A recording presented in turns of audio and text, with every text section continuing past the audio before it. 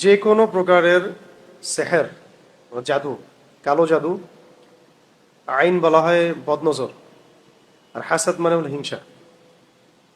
এই সেহের, আইন, হাসাদ থেকে বেঁচে থাকার জন্যে খুবই মাসনুন মুনাসিব কিছু আমল আমরা জানিয়ে দিচ্ছি। ইনশাআল্লাহ এগুলো দৈনন্দিন আমল করতে পারেন। কেউ চাইলে সকাল সন্ধ্যায়ও আমল করতে পারেন। আবার কেউ চাইলে এগুলো আয়াতগুলো পড়ে পানিতে দম করে খেতেও পারেন, ওই পানিতে গোসলও করতে পারেন। এবং সেখানে আরো ভালো হয় যদি 7টা বড়ই পাতাকে পিষে বেটে দেওয়া হয়। এটা চিকিৎসা আর কি। নাকি এমনিতে আমার আমার অভিজ্ঞতা থেকে বলা যে যদি নিয়মিত এগুলো পড়াও হয় সকালে সন্ধ্যায় বা রাতে, এমনি আয়াতগুলো পড়া হয়, পড়ে দম করা হয় গায়ে, বা মাসাহ করা হয়, বা পানিতে ফু দিয়ে পানি খেয়ে নেওয়া হয়, এতেও ইনশাল্লাহ আল্লাহ চাইতো সমস্ত ফিতনা থেকে হেফাজতে থাকবেন ইনশাল্লাহ। বা কেউ যদি ফিতনা করতেও চায় ইনশাল্লাহ কাজ হবে না, কাজ হলেও সাময়িক হবে। ঠিক আছে? এটা একটা অসুস্থতার মতোই, যে কোনো অসুস্থতা সারতে যেমন সময় লাগে, এটা সারতে একটু সময় লাগতে পারে। তাই বলে হতাশ হওয়া যাবে না, চেষ্টা চালিয়ে যেতে হবে। এর আগে প্রথমে শর্ত হচ্ছে 1 নাম্বার, যে খালেস ভাবে আল্লাহর কাছে তওবা করা। খালেস ভাবে আল্লাহর কাছে তওবা করা, রিজিকটা হালাল করার চেষ্টা করা, আল্লাহর দিকে রুজু হয়ে যাওয়া, মানে আল্লাহর দিকে নিজেকে রুজু করে ফেলা। হ্যাঁ, আল্লাহ পাকের উপর রুজু করা। 4 হলো আল্লাহর উপর তাওয়াক্কুল করা, ভরসা করা। 5 নাম্বার হচ্ছে আমাদের সমাজে যে কবিরাজ, তারপরে যে তান্ত্রিক টান্ত্রিক এগুলো থাকে, এদের শরণাপন্ন ভুলেও না হওয়া। ওখানে গেলেই আপনি মুসিবতে পড়বেন, আরো সমস্যায় পড়বেন, এবং কুফরিও হয়ে যেতে পারে, ওখানে শিরক হয়ে যেতে পারে। এগুলো করবেন না। আরেকটা জিনিস যেটা আমরা না চাইতেও করে ফেলি, বা চেষ্টা করার পরেও হয়তো আমরা দূরে থাকতে পারি না, সেটা হলো অনলাইন ফিতনা। এইটা থেকে 100% পরহেজ থাকার চেষ্টা করা উচিত। আমিও নিজেকেও বলছি, আপনাদেরকেও বলছি। এটাই মনে হয় সবচেয়ে বড় সমস্যা। এমনিতে একটা মানুষের চোখ লাগা, বদনজর লাগা, সেহের করা একক ব্যাপার। এটা হচ্ছে একটা পুরো মানে শয়তানের একটা দল আপনার পিছনে লেগে যাবে। ঠিক আছে? আর ইবলিস শয়তান এবং তার দল দুর্বল, এটা মনে রাখবেন। ইবলিস শয়তান এবং তার দল দুর্বল, মানুষ শয়তান এবং তার দলবল শক্তিশালী। মানুষ যখন শয়তানের রূপ ধারণ করে, তখন এই মানুষ শয়তান ইবলিসের চাইতে বেশি শক্তিশালী। আর এই মানুষ শয়তানদের চাইতে শক্তিশালী হলো দূষিত নফস। দূষিত নফস, যার নফসের মধ্যে দূষণ আছে, তার জন্য মানুষ শয়তানেরও প্রয়োজন নাই, জিন শয়তানেরও প্রয়োজন নাই। তো আমরা এই পয়েন্টগুলো নিয়ে পরে কথা বলবো, নফসের দূষণ কিভাবে দূর করা যায়, মানুষ শয়তান থেকে কিভাবে বাঁচবো, জিন শয়তান থেকে কিভাবে বাঁচবো। আপাতত আমি প্রথমে কিছু কোরআনের আয়াত বলে দিচ্ছি, যেগুলো আমরা নিয়মিত পড়ার চেষ্টা করবো ইনশাআল্লাহ। এই নিয়মিত পড়াটা কিন্তু বাধ্যতামূলক না, কিন্তু আমরা যদি পড়ি তাহলে নিরাপদ থাকবো। এবং দৈনন্দিন একটু কোরআন তেলাওয়াত হয়ে গেল, প্রত্যেক হরফে তো 10 নেকি হবেই, অন্তত পক্ষে 10 নেকি হবে ইনশাআল্লাহ। তেলাওয়াত যারা জানি না অবশ্যই শিখবো, যে কোনো ভাবেই হোক শিখতে হবে। এখানে শেখেন বা বাসায় শিখেন বা অনলাইনে শিখেন বা কোনো ওস্তাদের কাছে, অবশ্যই শিখতে হবে।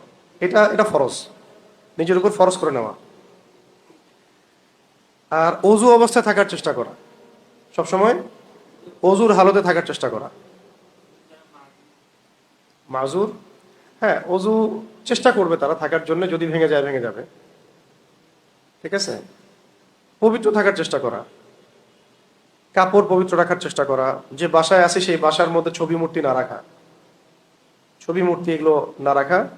মিউজিক মারাত্মক সেহেরের একটা মাধ্যম। মিউজিকের সাথে যারা সম্পৃক্ত আছে তারা সেহেরগ্রস্ত হয়ে যেতে পারে, জাদুগ্রস্ত হয়ে যেতে পারে। এটা খুব সহজ হয়, সহজে সহজে। আর যারা এমন হয় যে মিউজিক ছেড়ে দিয়েছে, একসময় হয়তো কেউ শুনতো বা জড়িত ছিল, ছেড়ে দিয়েছে, তারাও অনেক সময় ভুক্তভোগী হয়। এটা হচ্ছে শয়তানের মাধ্যম মানুষকে পাওয়ার, বাগে পাওয়ার। নেশা, একটা হচ্ছে মাদক নেশা। নেশাদার দ্রব্যের সাথে যারা সম্পৃক্ত সেহেরগ্রস্ত হয়ে যাবে সহজে, জাদুগ্রস্ত হয়ে যেতে পারে। তো ডক্টরের কাছে গেলে বলবে মানসিক সমস্যা। আচ্ছা, মানসিক সমস্যা না, এটা এটা সেহের আইন হাসাদ হয়েছে। ওই সেহের আইন হাসাদের মধ্য দিয়েই মানসিকভাবে সে ভারসাম্যহীন হয়ে গেছে। এগুলো মেয়েদের মধ্যে আরো অনেক বেশি লাগে। চলাফেরা বাইরে করলে, অসুস্থ অবস্থায় থাকলে, নাপাক অবস্থায় থাকলে, এই সময়গুলোতে মনে হয় যেন ইবলিসের দলবল ওদেরকে উপর আসার করে,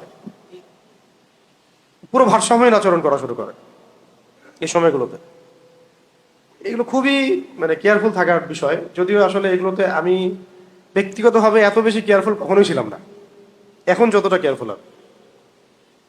এর আগেও বহুবার আমি এসবের শিকার হয়েছি, শারীরিক নির্যাতন, মানসিক নির্যাতন, রাষ্ট্রীয় রোষানল, অনেক কিছুই হয়েছে। কিন্তু সেহের আইন হাসাদ এগুলো যে এত ক্ষতিকর, সেটা আমার ধারণাও ছিল না কখন।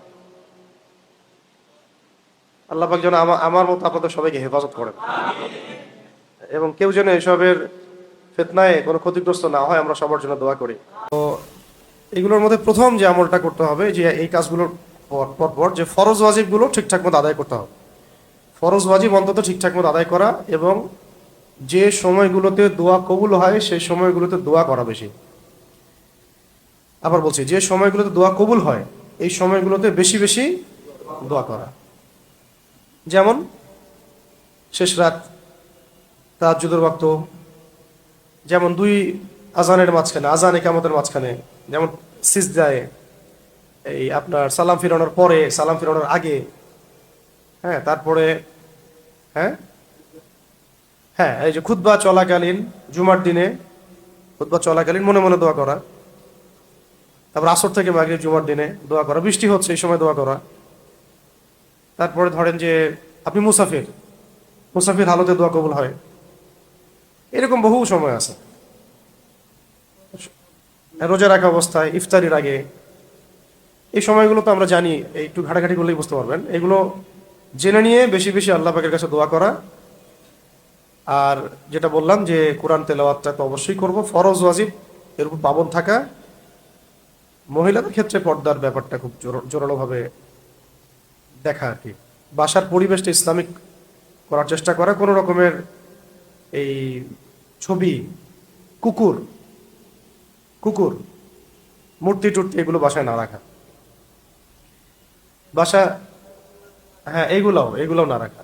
সাফসুতরা রাখতে হবে বাসা, সাফসুতরা। বাসায় জিন চালান করে দেয় মানুষ, মানুষ বাসায় জিন চালান করে দেয় অনেক সময়। এগুলো এগুলো সত্য, এগুলো সায়েন্স বিশ্বাস করবে না, কিন্তু এগুলো আমাদের শরিয়ার মধ্যে আছে। এগুলো শোনার পরে আবার সবসময় এটা মনে করবেন না যে সবকিছু ওই কারণেই হচ্ছে, এমন আবার সাইকোলজিক্যাল পরিবর্তন যেন না হয়। শক্ত থাকা, কিন্তু এটা সত্য, এটা হয়, কিন্তু এগুলো দুর্বল। এগুলো দুর্বল। যার উপর যত শক্তিশালী সেহের আইন হাসাদ হয়, তার মানে প্রতিক্রিয়াটা তত বেশি হয় এমন। আর এগুলোতে ইহুদিরা খুব পারদর্শী, এই তান্ত্রিকরা বেশিরভাগই বিধর্মী, খ্রিস্টান, বৌদ্ধ, তারপরে হিন্দু, এরা এগুলো বেশি করে। হ্যাঁ, এগুলো করে বেশি ওরা। আর এগুলোর ইফেক্টেড হয়ে যদি কেউ ডক্টরের কাছেও যায়, ডক্টর 3টা প্রশ্ন করে তারপরে ওকে অ্যান্টি ডিপ্রেশন একটা ওষুধ দিয়ে দিবে মানসিক সমস্যা। আসলে ওই সমস্যার সলিউশন কি? সলিউশন তারা দিতে পারবে না এভাবে। সলিউশন এখন দিতে কোরআন। সলিউশন কি? কোরআন, এইটাই সলিউশন। আর দোয়াগুলো সিজদা হালতে করাও খুব ভালো, এই সময় বেশি দোয়া কবুল হয়। আর দিনের একটা অংশে দোয়ার জন্য নিজেকে খালিজ করে নিতে হবে, যে এই সময়টাতে আমি দোয়া করবো শুধু। শেষ রাত হতে পারে, ফজরের পরও হতে পারে, ইশরাকের আগে হতে পারে। যত দোয়া আল্লাহ পাকের কাছে হাত তুলে দোয়া করা। আর আমি সবচেয়ে বেশি উপকৃত হয়েছি ওমরাহ এর মধ্য দিয়ে। ওমরাহ সফর এবং বাইতুল্লাহ জিয়ারত, তাওয়াফ, সাই এবং বাইতুল্লাহ ধরে দোয়া করে, দোয়া কবুলের জায়গাগুলোতে দোয়া করলে আমার কাছে এমন মনে হচ্ছিল যে দোয়া করার সাথে সাথেই আমি সুস্থ হয়ে গেছি। ঠিক আছে, এরকম একবার দুইবার না, আমাদের জীবনে বেশ কয়েকবার এমন ঘটনা ঘটেছে, কন্টিনিউয়াসলি ঘটতেই থাকে। যারাই অনলাইনে আসছে, মানুষের চোখের সামনে আসছে, উম্মার জন্য কিছু কাজ করতে চায়, বা মানুষের কাছে পরিচিতি পেয়েছে, ভাইরাল হয়ে গেছে আর কি, তাদের এই সমস্যাগুলো হবে। এই জন্যে যদি কেউ ইচ্ছা করে ভাইরাল হতে চায়, সে এই সমস্যা বেশি পড়বে। আর যে ভাইরাল হতে চায় না, লোকজন থেকে আড়াল হতে চায়, কিন্তু কোনোভাবে আল্লাহ পাক তার ব্যাপারটা উপস্থাপন করে দিচ্ছেন, দাওয়ার দাওয়া, জিহাদ, তাবলীগ ইত্যাদি, তাকে আল্লাহ হেফাজত করবেন ইনশাআল্লাহ। ঠিক আছে, তো এই হেফাজত থাকার জন্য আল্লাহ রাব্বুল আলামিনের সাথে কানেকশনটা বেশি জরুরি। আর আল্লাহ পাকের কানেকশনের জন্য সবচেয়ে বড় মাধ্যম হচ্ছে নামাজ, তিলাওয়াত, দোয়া, জিকির। নামাজ, তিলাওয়াত, দোয়া এবং জিকির, ইস্তিগফার। তো প্রথমে আমি কিছু জিকিরই বলি। এক নম্বর হল লা হাওলা ওয়ালা কুওয়াতা ইল্লা বিল্লাহ। লা হাওলা ওয়ালা কুওয়াতা ইল্লা বিল্লাহ, এটা দৈনিক যতবার ইচ্ছা পড়েন, কোনো সংখ্যা নির্দিষ্ট নেই, যতবার ইচ্ছা পড়তে পারেন। দুই নম্বর হচ্ছে হাসবি আল্লাহ ওয়া নি'মাল ওয়াকিল। হাসবি আল্লাহ ওয়া নি'মাল ওয়াকিল, এর সাথে এটাও হতে পারে নি'মাল মাওলা ওয়া নি'মান নাসির। এরপরে আস্তাগফিরুল্লাহ ওয়া আতুবু ইলাইহি। আস্তাগফিরুল্লাহ ওয়া আতুবু ইলাইহি, এটাও পড়তে পারেন। আরেকটা হচ্ছে লা ইলাহা ইল্লা আনতা সুবহানাকা ইন্নী কুনতু মিনাজ জালিমিন। লা ইলাহা ইল্লা আনতা সুবহানাকা ইন্নী কুনতু মিনাজ জালিমিন, এটাও খুব গুরুত্বপূর্ণ। আরেকটা হলো 5 নাম্বার আল্লাহুম্মা সাল্লি আলা মুহাম্মাদ ওয়া সাল্লিম। আল্লাহুম্মা সাল্লি আলা মুহাম্মাদ ওয়া সাল্লিম, অথবা আল্লাহুম্মা সাল্লি ওয়া সাল্লিম আলা নবিয়িনা মুহাম্মাদ, অথবা চাইলে আপনি পুরো দরুদ শরীফও পড়তে পারেন। দরুদের আমলও খুব বাড়ায় দেওয়া। মাওলানা আব্দুল মালিক সাহেব একটা কথা বলতেন বা বলেছিলেন একদিন, হয়তো অন্যদেরকেও বলেছেন, যে কোনো জটিল সমস্যা, জটিল কোনো হাজত, জটিল কোনো মাকসাদ, যেটা মনে হচ্ছে আপাত দৃষ্টিতে অসম্ভব, খুব কঠিন, অসম্ভব, এটার জন্য একটা আমল আছে। তো এই আমলটা খুব কম মানুষই করতে পারে, আমিও করতে পারি নাই জীবনেও। তো আমলটা জেনেছি, জানাই দিলাম আপনাদেরকে, যদি আপনারা পারেন তো করবেন। যে কোনো হাজত, হালাল বৈধ যে কোনো হাজত, মাকসাদ বা যে কোনো সমস্যা থেকে নিষ্কৃতি, কঠিন সিচুয়েশন থেকে বের হওয়া, এইগুলোর জন্য একটা আমল বলা হয়েছিল আমাকে একদিন। সেটা হলো 1000 রাকাত নামাজ পড়। কত রাকাত? 4 করে হোক, 2 করে হোক, 1000 রাকাত নামাজের নিয়াত করে পড়তে থাকা। তো আমি বলছি 1000 রাকাত, 1000 রাকাত পড়তে হবে না, হয়তো কারো 50 রাকাতেই হাজত পূরণ হয়ে গেছে, কারো 100 রাকাতে হয়ে গেছে। আর যদি শয়তানি কোনো বিষয় হয়, শয়তান নিজেই বলবে বাবা নামাজ পড়িস না, তাও এটা নিয়ে নে। হ্যাঁ, কারণ শয়তান তো চাচ্ছে না যে সে আল্লাহর নৈকট্য পাক। এটা হচ্ছে ওই আয়াতের একটা ব্যাখ্যায় আসে, ওয়াস্তাঈনু বিস-সাবরি ওয়াস-সালাহ, তোমরা ধৈর্য এবং নামাজের মধ্য দিয়ে আল্লাহর সাহায্য চাও। 1000 না পারি, আমরা কিছু তো নিয়াত করতে পারি, 100 রাকাত পড়বো। হ্যাঁ, গ্যাপ দিয়ে হতে পারে। আমার সময় এমন হয় যে ঠিক আছে আমরা 50 জন মিলে 1000 রাকাত পড়ি, আসেন, এমনও হয় অনেক সময়, হতে পারে। তো এই আমলগুলো আছে, আরো বেশ কিছু আমল আছে। জি, বসেন বসেন বসেন।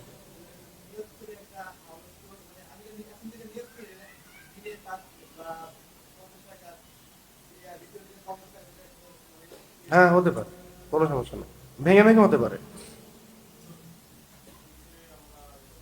শেষ করি আমি, পরে ভুলে যাবো, বলে দেই এগুলো বলে দেই।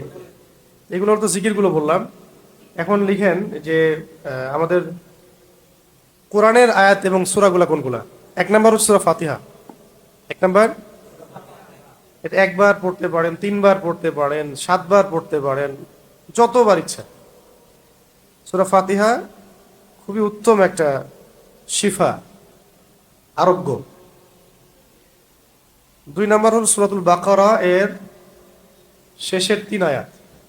সূরা বাকারার শেষের 3 আয়াত। এরপরে আছে সূরা বাকারার আয়াত নাম্বার 254, 55, 56। 254, 255, 256, মানে আয়াতুল কুরসির আগের আয়াত, পরের আয়াত এবং মাঝখানে আয়াতুল কুরসি। এরপরে আছে সূরা আলে ইমরান, এর শেষের 10 আয়াত। সূরা আলে ইমরান শেষের 10 আয়াত। এমনিতে সূরা বাকারার শেষের 3 আয়াত রাতের বেলা পড়া গুরুত্বপূর্ণ আমল, সারা রাতের ইবাদতের জন্য যথেষ্ট হয়। আর সূরা আলে ইমরানের শেষ 10 আয়াতও নবী সাল্লাল্লাহু আলাইহি ওয়াসাল্লাম রাতের বেলা পড়তেন। লিল্লাহি মুলকুস সামাওয়াতি ওয়াল আরদ, এখান থেকে একবারে ইয়া আইয়ুহাল্লাযীনা আমানু ইসবিরু ওয়া সাবিরু ওয়া রাবিতু ওয়াত্তাকুল্লাহা লাআল্লাকুম তুফলিহুন, এটা। এরপরে আছে সূরা, এটা খুব স্ট্রং, খুবই কার্যকর, সেটা হলো সূরাতুল কাহফ এর প্রথম 10 আয়াত। সূরা কাহফের প্রথম 10 আয়াত, 4 নম্বর সূরা কাহফের শেষের 10 আয়াত। সূরা কাহফের শেষের 10 আয়াত। এরপরে আছে সূরাতুল ইয়াসিন, সূরাতুল ইয়াসিন। এটা এত গুরুত্বপূর্ণ একটা আমল যে আল্লাহ পাকের বড় বড় বুজুর্গরা কখনো এই আমলটা ছাড়তেন না। প্রত্যেক দিন তারা ফজরের নামাজের পরে সূরা ইয়াসিন পড়তেন। এটা সকালবেলা আমল করার জন্য খুব মুনাসিব। রাতে আমল করার একটা হাদিস আছে, যদিও জয়ীফ, আমল করা যায়। আমলের বিষয়গুলোতে জয়ীফ হাদিস আমলযোগ্য, বুঝতে পারছি কি? এগুলো আমলের ব্যাপার, এগুলো আমলই বিষয়, সেখানে এগুলো দুর্বল বর্ণনা, কিন্তু এমনি মুনাসিব খুব। তো এটা হচ্ছে কোরআনের হৃদয়, ঠিক আছে, এবং এটা এটা হাজত পূরণ হয়ে যাবে ইনশাআল্লাহ সূরা ইয়াসিন। হ্যাঁ, না, আমি আপনাদেরকে বলবো যে পুরো কোরআন আগে তেলাওয়াত শিখে নেবেন, তারপরে আপাতত শুনতে পারেন, আপাতত তেলাওয়াত শুনতে পারেন, কিন্তু কোরআন তেলাওয়াত শিখতে হবে। এবং এটা বাংলা দেখে থেকে পড়া যাবে না। এভাবে ইয়া সিন ওয়াল, কোরআন কিভাবে পড়বেন বাংলা দিয়ে? কোরআন বলে ফেলবেন, উচ্চারণ তো হইল না। আলিফ লাম মিম, এটাকে কিভাবে বাংলা দিয়ে লিখবেন যে যালিকাল কিতাবু লা রাইবা ফীহি, এটা তো হইল না উচ্চারণ। হবে উচ্চারণ? আরবি, আরবি শিখতে হবে। আরবি শেখাটাকে, মানে আরবি শেখার কয়েকটা স্টেজ আছে। একটা তো আপনি আরবি সাহিত্যে পারদর্শী হয়ে যাচ্ছেন, আরবি ভাষায় পারদর্শী হয়ে যাচ্ছেন। একটা হলো কোরআনের ব্যাকরণ শিখছেন, কোরআনের তিলাওয়াত শিখছেন। অন্তত কোরআনের এই তিলাওয়াত শেখা এবং কোরআনের কিছু ব্যাকরণ শেখাটা নিজের উপর ফরজ করে নেন, নিজের উপর ফরজ করে নিতে হবে। এটা এটা শিখতেই হবে, যে এভাবে হোক শিখতে হবে। তো এই যে বাংলাদেশে আমরা অনেক বড় বড় শব্দের দাওয়াত দিয়েছি এই পর্যন্ত, খেলাফা, শরিয়া, ইমারা, ইসলামী আইন শাসন, এটা ওইটা। তো সত্যি কথা বলতে এখন এই 10 বছর পরে এসে আমি বুঝতে পারতেছি যে এগুলো অনেক দূরের কথা, এগুলো অনেক দূরের পথ বাংলাদেশের জন্য। ইল্লা মাশাআল্লাহ, আল্লাহ চাইলে হইতে পারে। বাংলাদেশের জন্য এটা অনেক দূর কি বাত মনে হচ্ছে। এখনো আমাদের তেলাওয়াতই সহি হচ্ছে না বহু মানুষের, কোটি কোটি মানুষের। নামাজই হচ্ছে না কোটি কোটি মানুষের, পড়তেইছে না। যাকাত নাই সমাজে, হ্যাঁ, আদব নাই। আদব যেটা থাকে ইসলামে, একটা আদব আখলাক। আমি তো দেখলাম যে এই সমাজে, যে সমাজে ম্যাক্সিমাম মানুষ তালাকেরই মাসালা জানে না, ওই সময় আমি খিলাফা কায়েম করতে পারছি। কি মুসিবত! যে সমাজে মানুষ একটা সিম্পল একটা মাসালা জানে না, অজু, গোসল, এই নামাজের আহকাম আরকান, এটা তো সিম্পল মাসালা। তো আমার এখন ভাইদের প্রতি নাসিহা যে বিয়ের আগে তালাকের মাসালা জানা দরকার, মানে বিয়ে করার আগে তালাকের মাসালাগুলো জেনে নিতে হবে, ঠিক আছে? কয়টা কয়টা বলছে? একটা সূরা ফাতিহা বলেন তো আমাকে, সূরা বাকারার শেষের 3, সূরা আলে ইমরানের শেষের 10, কাহফের প্রথম 10, শেষের 10, সূরা ইয়াসিন। এবার লিখেন 6 নাম্বার, এটা 7 নাম্বার সূরা সফফাত লিখেন, সফফাত, সূরা সফফাত। দুটো সূরা আছে এমন, একটা সফ একটা সফফাত, এটা বলছে সফফাত, সূরা নাম্বার 37, 37। এই সূরার প্রথম 10 আয়াত, এই সূরার প্রথম 10 আয়াত। এরপরে লিখেন সূরা আর রহমান, সূরা আর রহমানের আয়াত নাম্বার হচ্ছে 34 নম্বর আয়াত থেকে শুরু করে 45 পর্যন্ত। কটা হয়েছে ইয়া? 8টা। সূরা কলাম, সূরা কলাম এর শেষের দুটো আয়াত, সূরা কলামের শেষের দুটো আয়াত। এবার লিখেন সূরাতুত তাহা 65 থেকে 70, 65 থেকে 70। এই যে বললাম সূরা তাহা 65 থেকে 70, এটা সেহেরের জন্য খাস, এটা সেহেরের জন্য খাস আয়াত এটা। আর যেটা বললাম সূরা কলাম এর শেষের 2 আয়াত, এটা বদনজরের জন্য খাস। এবার যে একটা বলতেছি, একটা সম্পর্কে সাহাবী আব্দুল্লাহ বিন মাসউদ রাদিয়াল্লাহু আনহু, মানে এমন একটা অবস্থা ছিল যে এক মারাত্মক অসুস্থ ব্যক্তি এই ধরনের সমস্যায় মানে পাগলের মতো আচরণ করতেছে, তার কানের কাছে গিয়ে তিনি আয়াতগুলো পড়ে ফু দিয়েছিলেন, সাথে সাথে সে ব্যক্তি ভালো হয়ে গেছে। এবং এটা নবী করিম সাল্লাল্লাহু আলাইহি ওয়াসাল্লাম জিজ্ঞাসা করছেন যে কোন আয়াত পড়ছো তুমি? আব্দুল্লাহ বিন মাসউদ রাদিয়াল্লাহু আনহু বলছেন যে আমি এই এই আয়াতগুলো পড়ছি ইয়া রাসূলুল্লাহ। তখন তখন তখন নবী করিম সাল্লাল্লাহু আলাইহি ওয়াসাল্লাম বলেছিলেন যে তুমি যে আয়াতগুলো পড়েছো, এই আয়াতগুলো যদি ইয়াকিনের সাথে পড়ে পাহাড়কে আদেশ করা হয় এখান থেকে সরে যাও, পাহাড়ও সরে যাবে।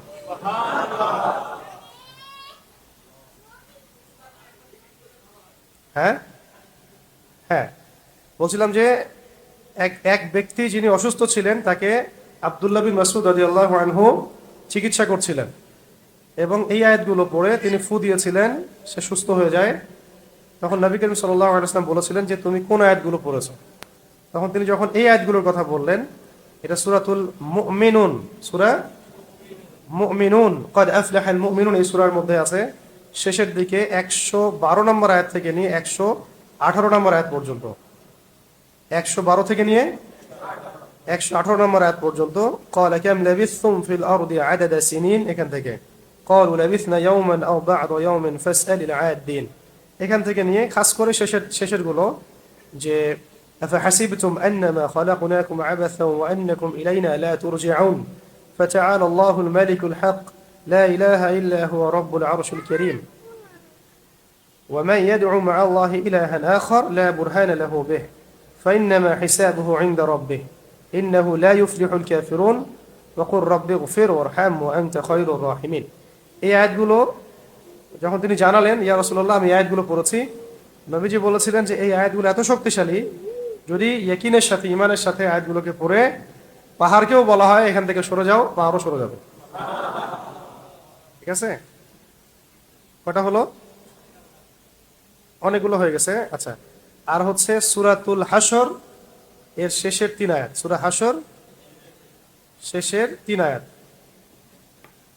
কোনটা? এটা জানেন, সূরা হাসর শেষের 3 আয়াত হুয়াল্লাহুল্লাযী লা ইলাহা ইল্লা হু। আসছে।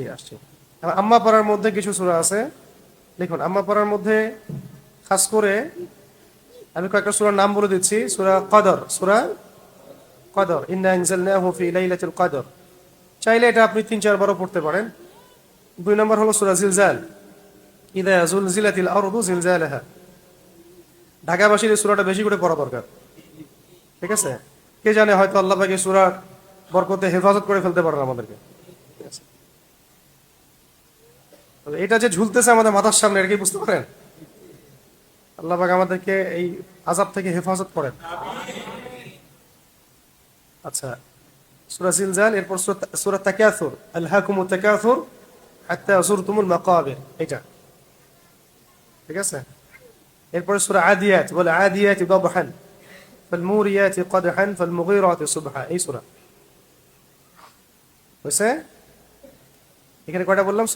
সূরা কদর, জিলজাল, তাকাসুর, আদিয়াত।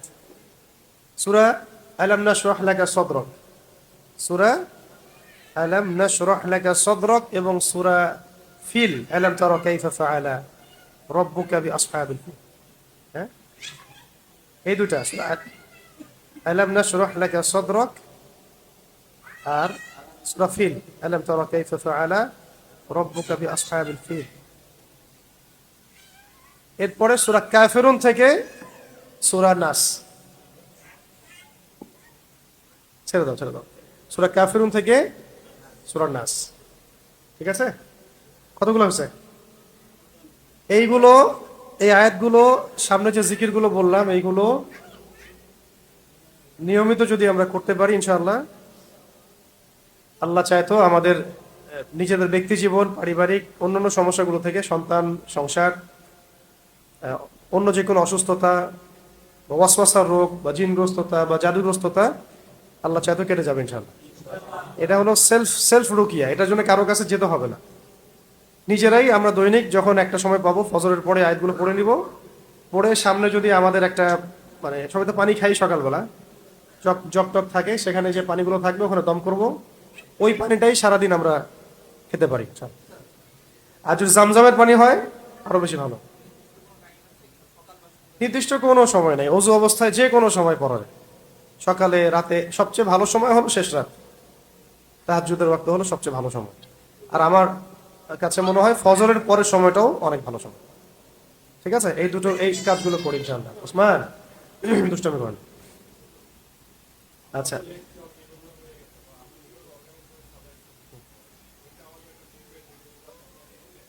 আহ, আচ্ছা, কেউ কি লিখছো সুন্দর করে?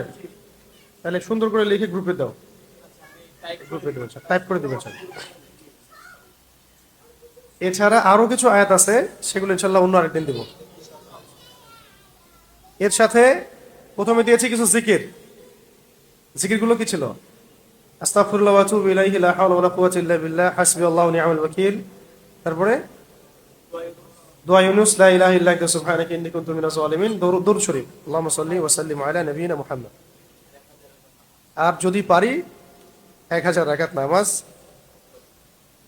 হয়ে যাবে ইনশাআল্লাহ।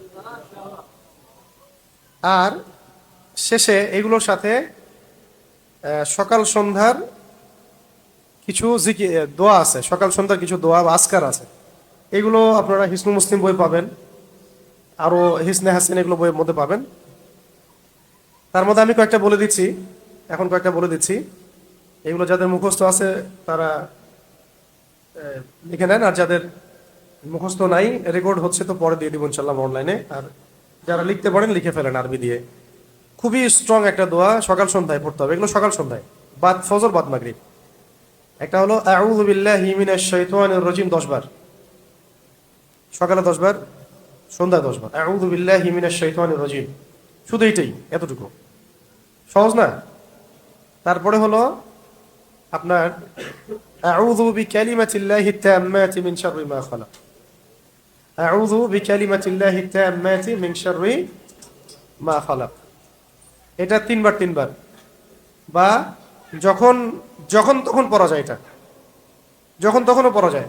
আউযু বিকালিমাতিল্লাহি তাম্মাতি মিন শাররি মা খালাক।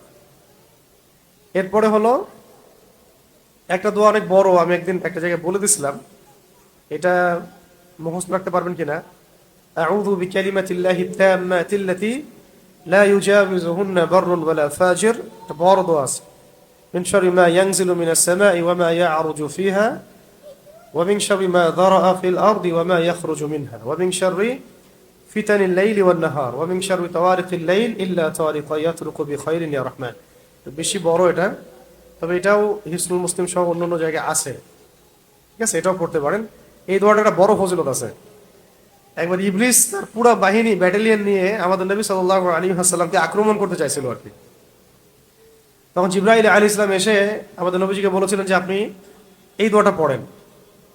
এই দোয়াটা পড়ার ফলশ্রুতিতে ইবলিস আর তার পুরো ব্যাটালিয়ন নবী সাল্লাল্লাহু আলাইহি ওয়াসাল্লামের কোনো ক্ষতি করতে পারে নাই। এছাড়া 4 নম্বর হলো বিসমিল্লাহিল্লাযী লা ইয়াদুররু মা ইসমিহি শাইউন ফিল আরদি ওয়ালা ফিস সামা ওয়া হুয়াস সামিউল আলিম। এই হলো 4টা। এর মধ্যে সহজ তো 3টা। একটা হলো আউযু বিল্লাহি মিনাশ শাইতানির রাজিম, এরপরে ওই যে বললাম আউযু বিকালিমাতিল্লাহি তাম্মাতি মিন শাররি মা খালাক।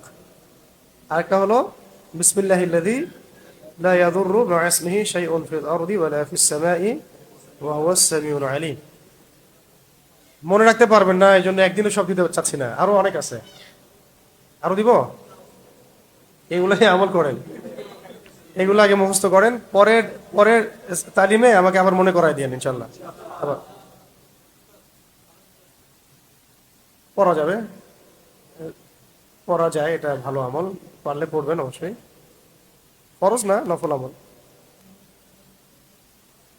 তো এগুলো প্রসঙ্গক্রমে বলে ফেললাম যে আমরা সেহের, আইন, হাসাদ বা যে কোনো রকমের অনাকাঙ্ক্ষিত যে ক্ষতিগুলো, এগুলো থেকে বাঁচার জন্য এই আমলগুলো করব।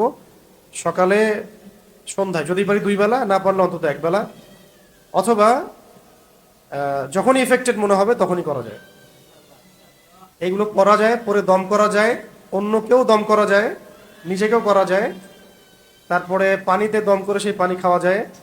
আবার ওই সাতটা সাতটা বড়ই পাতা পিষে ওই গোসলের পানিতে দিয়ে এই আয়াতগুলো পরে দম করে গোসল করলে সাথে সাথেই ভালো হয়ে যাবে। এমনও মনে হবে যে সাথে সাথেই ভালো লাগতেছে, কেটে যাবে। ঠিক আছে, আচ্ছা। আজকে সেহরাইন হাসাদ আমল এটুকু থাকলো।